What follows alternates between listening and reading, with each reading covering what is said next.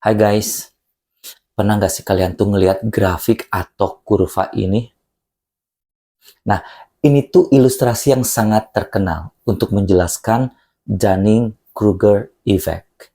Tapi tau nggak sih, grafik yang sangat populer ini sebenarnya salah dan nggak sesuai dengan data penelitian aslinya.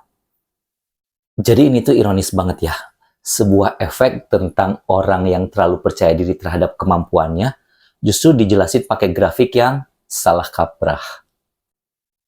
Di video ini kita akan membongkar kebenaran di balik Dunning-Kruger effect.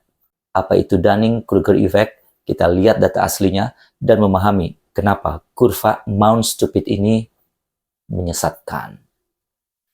Jadi konsep dasarnya adalah Justin Kruger sama David Dunning, Cornell University tahun 99 itu bikin studi dan menghasilkan sebuah kesimpulan utama bahwa orang yang kurang kompeten seringkali terlalu percaya diri pada kemampuannya karena kurangnya keterampilan metakognitif untuk mengenali kekurangan mereka sendiri. Tapi di internet bertebaran tuh interpretasi yang salah tentang penelitian mereka dalam bentuk kurva yang sering disebut sebagai kurva Mount Stupid. Kok bisa ya? Tapi emang sih di dunia ini kan banyak banget ya penelitian yang diinterpretasikan secara berlebihan atau salah kaprah. Salah satu pelakunya tuh kayaknya sih ya, orang-orang kayak saya ya, para trainer yang ingin menampilkan hasil penelitian di kelas mereka itu secara berlebihan supaya kesannya itu gong banget. Tapi ya udahlah ya, belum tentu juga mereka ya. Yang penting sekarang kita bahas kenapa kurva ini tuh cukup menyesatkan. Tadi kan kesimpulan inti penelitiannya mereka itu adalah seperti yang ada di sebelah kanan saya ya.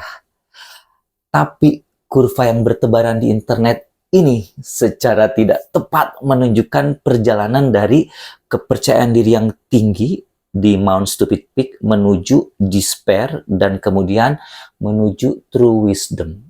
Namun ini bukanlah yang ditemukan dalam penelitian asli Dunning and Kruger. Kita lihat ya apa sebenarnya yang ditemukan oleh Dunning dan Kruger dalam studi mereka di tahun 99 itu. Dalam studi asli mereka, Dunning dan Kruger mengumpulkan data dengan menguji mahasiswa dalam hal humor, tata bahasa, dan logika. Dan subjeknya tuh 65 mahasiswa di Cornell.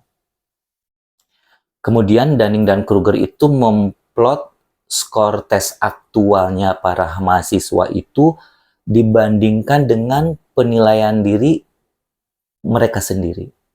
Gitu. Nah, seperti ini nih bentuknya ya untuk salah satu studi mereka. Dan saya jelaskan secara singkat ya, tapi pakai bahasa saya sendiri dan nggak persis seperti isi jurnalnya, cuma intinya tetap sama. Begini. Pertama tentang si performa rendah melebih-lebihkan peringkat mereka.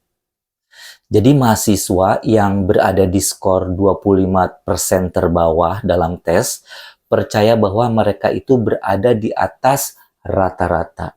Menilai kemampuan mereka sendiri sekitar skornya 62. Padahal kenyataannya rata-rata mereka itu hanya mencetak skor 12. Nah, ini adalah temuan inti dari efek Dunning-Kruger yang tadi udah saya bilang bahwa ketidakmampuan merampas kemampuan metakognitif seseorang untuk mengenali kurangnya keterampilan mereka sendiri.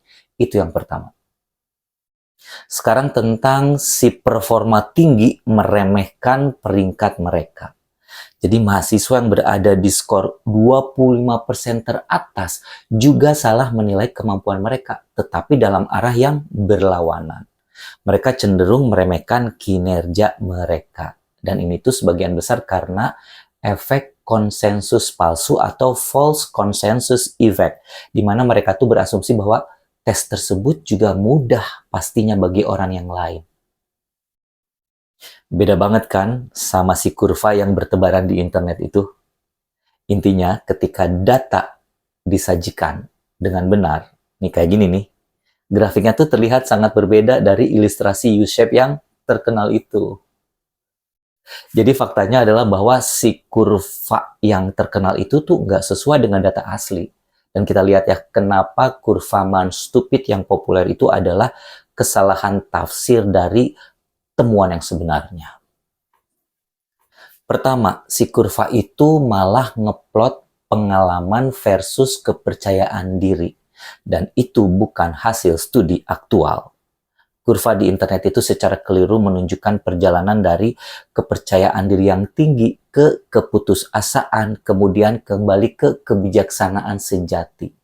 Nah, studi aslinya itu nggak ngelacak individu dari waktu ke waktu, bukan longitudinal study, melainkan membandingkan kelompok dengan tingkat kompetensi yang berbeda-beda pada satu titik waktu saja. Itu kesalahan yang pertama. Kedua, apa yang dijelaskan oleh si kurva ini tuh ya, bukan kondisi manusia yang intrinsik. Tapi beberapa peneliti itu berpendapat bahwa efek tersebut tuh hanya artefak statistik saja, bukan bias psikologis yang sebenarnya. Kalau penelitian aslinya kan subjeknya itu 65 mahasiswa Cornell. Dan jurnalnya udah pasti pakai hitungan statistik kan, tapi karena ini jurnal ilmiah, jadi kesimpulannya tuh bisa diterima. Tapi kok ya jadinya kayak disimpulkan bahwa si kurva yang bertebaran di internet ini adalah kondisi bias psikologi manusia secara umum. Hello, itu kesalahan yang kedua. Ketiga, si kurva yang salah ini tuh secara keliru menunjukkan pemula dengan pengetahuan nol itu rendah hati. Karena gambarnya dimulai dengan kepercayaan diri yang rendah pada pengetahuan nol. Tapi yang Dunning dan Kruger temukan tuh bukan itu, melainkan bahwa orang yang paling tidak kompeten adalah yang paling terlalu percaya diri. Gitu.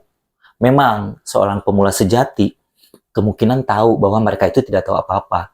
Tapi penelitian Dunning-Kruger ini menemukan justru sedikit pengetahuan itu yang menciptakan ledakan rasa terlalu percaya diri. Begitu. Jadi guys, kalau lain kali melihat grafik Mann-Stupid ini, ingat ya bahwa ini adalah representasi yang salah dari Dunning-Kruger effect yang sebenarnya. Sekali lagi, inti dari Dunning-Kruger effect adalah bahwa ketidakmampuan kita sendiri bisa membutakan kita untuk mengenali ketidakmampuan itu. Semoga video ini mencerahkan dan membantu semua karyawan Indonesia untuk berpikir lebih kritis terhadap informasi yang diterima di internet maupun di kelas dari seorang fasilitator. Saya Tera Duen, bye-bye.